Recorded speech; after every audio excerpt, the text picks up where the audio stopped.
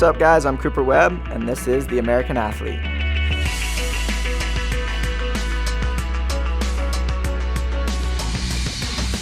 The first time, I think it was more of a relief, to where now it's more of an addiction.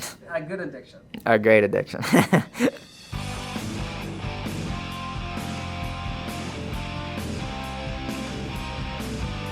I've always been a very competitive person, even as a kid. We grew up in North Carolina, just small town, blue-collar style, and I played a lot of sports as a kid. My mom was a school teacher, so I was always in school, and that came first. So when I was outside of school, I tried to play as many sports as I could. My dad was a pro surfer, actually, in his prime. He also rode dirt bikes for fun, and when I was 4, he got me into it, took me to the track, and I basically fell in love. My first professional race was in 2014. I was 17 years old and just a young kid, amazed by the bright lights and full of opportunity. My first race, I placed 5th, which for me was awesome. You know, achieved a goal right away. But it was a warm-up to the big leagues, as I like to say, and man, it was a day I'll never forget.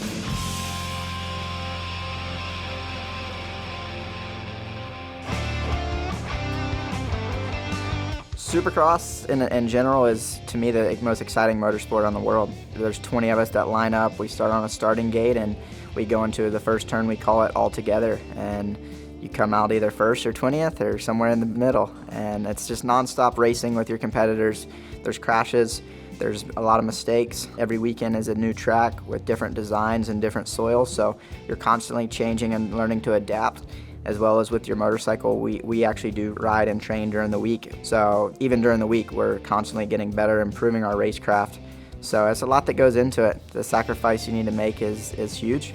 But overall, Supercross is super exciting. You come and you see the best racers in the world to compete on a Supercross track with plenty of jumps, turns. For me, it's just truly adrenaline-seeking.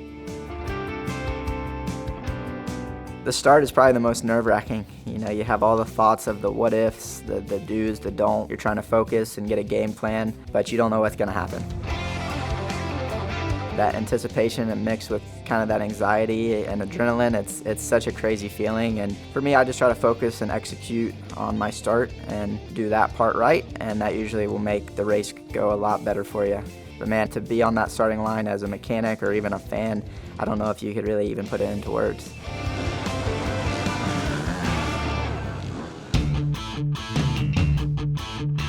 Every race we get into is a points-paying race. At the end, it's 17 rounds. Whoever has the most points wins the championship. So it's a constant battle of, do I really push it and go for this win to maximize my points, or do I play it smart and maybe settle with a top 5 or a top 3? And it's also maximizing your bad days, is what we call them, whether it's a crash or a bike malfunction or a sickness or an injury. So I think that's what makes our sport more difficult, to where from round 1 to 17, there is no mulligan. It's do or die all the time for 17 weekends.